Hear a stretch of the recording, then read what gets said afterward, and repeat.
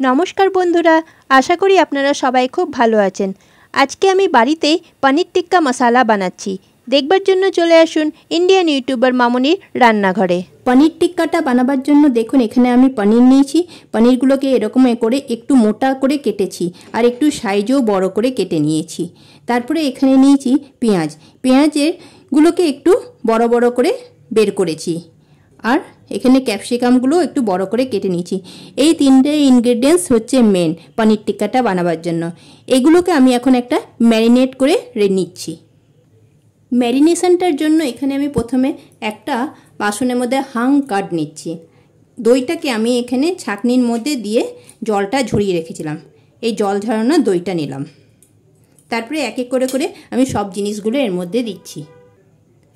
নুন দিলাম, হলুদ, আদা, রসুন আর লঙ্কা বাটা। পনির টিক্কা মশলা কিন্তু আমরা সবাই জানি একটু ঝাল হয়, সেই জন্য এখানে লঙ্কাটাকে আমি বেশি দিলাম। 1 চামচ বেসন দিচ্ছি।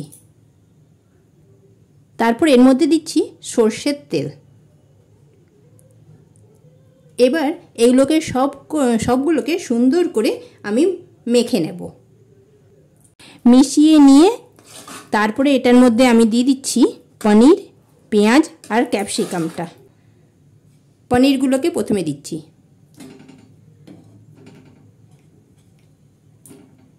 পনিরগুলো দিয়ে ভালো করে আমি পনিরগুলোর গায়ের মধ্যে সব মশলাটা মেখে নিচ্ছি।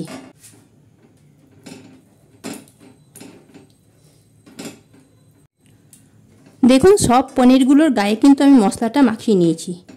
এইবারে আমি এটার মধ্যে দিচ্ছি এই পেঁয়াজ আর ক্যাপসিকামগুলো।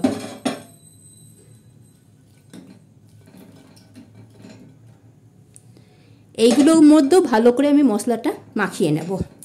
তারপরে এটাকে আমি 10 মিনিট মতো এটাকে ম্যারিনেট করে রেখে দেব।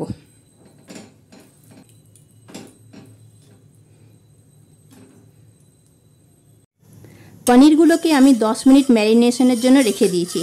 এরপর আমি সেকেন্ড স্টেপটাতে এলাম। সেকেন্ড স্টেপে কড়াইয়ের মধ্যে আমি সর্ষের তেল দিয়ে দিয়েছি। তেলটা যখন গরম হয়ে গেছে তখন এটার মধ্যে আমি দিচ্ছি পেঁয়াজ, আদা, রসুন, টমেটো আর গোটা গরম মশলা। এগুলোকে আমি এই তেলটাতে ভেজে নেব।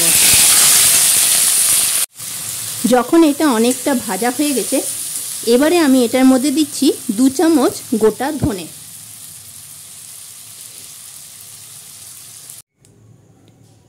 পুরো ভাজা হয়ে গেছে, এটাকে আমি একটা প্লেটে তুলে নিয়েছি। এবার এটাকে আমি একটু ঠান্ডা করে নিয়ে মিক্সিতে পেস্ট বানিয়ে নেব। এর পরের স্টেপের জন্য দেখুন এখানে আমি একটা শিক নিয়েছি।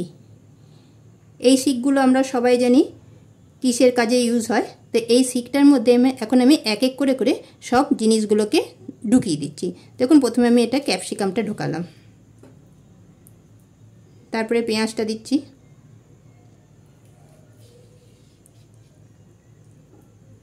এরপরে এই যে পনিরটা নিয়েছি পনিরটাকে দিয়ে দিচ্ছি।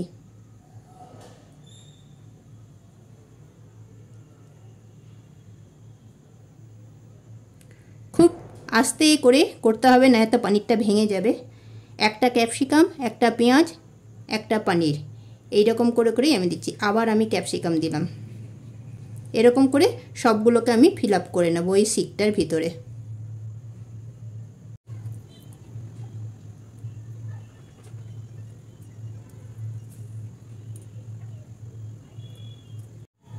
দেখুন সবগুলো কিন্তু আমি দিয়ে দিচ্ছি। প্রথমে একটা শিকে দিলাম, আমাকে যতটা কোয়ান্টিটি রয়েছে আমাকে আরেকটা শিক ইউজ করতে হবে। সেগুলো একটা সুন্দর একটা গন্ধ ছাড়বে, রান্নাটার মধ্যে দারুণ লাগবে খেতে। দেখুন সুন্দর করে কিন্তু এগুলোকে রোস্ট করা হয়ে গেছে। এবার আমি এখান থেকে ক্যাপসিকাম আর পেঁয়াজগুলো আর পনিরগুলোকে সব আলাদা করে নিচ্ছি। পনিরগুলোকে আলাদা করে নিয়েছি। এইবার এই পনিরগুলোকে আমি মাঝখান থেকে ট্রায়াঙ্গেল শেপ আমি দিয়ে দিচ্ছি। মাঝখান থেকে কেটে দিলাম, তাহলে ট্রায়াঙ্গেলের একটা শেপ তৈরি হয়ে যাচ্ছে। এরকম করে সব পনিরগুলোকে কেটে নেব। সুন্দর একটা রান্নাঘরে আমার স্মোকি ফ্লেভার ছাড়ছে, কিন্তু দারুণ হয় এই রান্নাটা, পনির টিক্কাটা। এবারে আমি মেন গ্রেভিটা বানাবার জন্য চলে এলাম। কড়াই বসিয়ে দিয়ে একটুখানি তেল দিয়ে দিলাম। এখানে আমি হোয়াইট অয়েল আর সর্ষের তেল দুটো তেলেই বানাবো, তো প্রথমে সর্ষের তেলটা দিলাম, তারপরে দিচ্ছি হোয়াইট অয়েলটা। আর এদিকে যে আমি মশলাটা ঠান্ডা হওয়ার জন্য রেখেছিলাম সেটা ঠান্ডা হয়ে গেছে, মিক্সিতে পিষে নিয়ে এলাম। এবার এটা দিয়ে দিচ্ছি।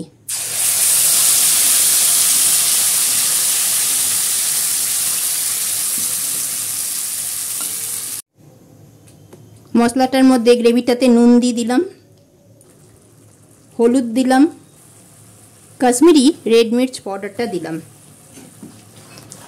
এটা তো কালারের জন্য। এবার খুব ভালোভাবে আমাকে এটাকে কষিয়ে নিতে হবে।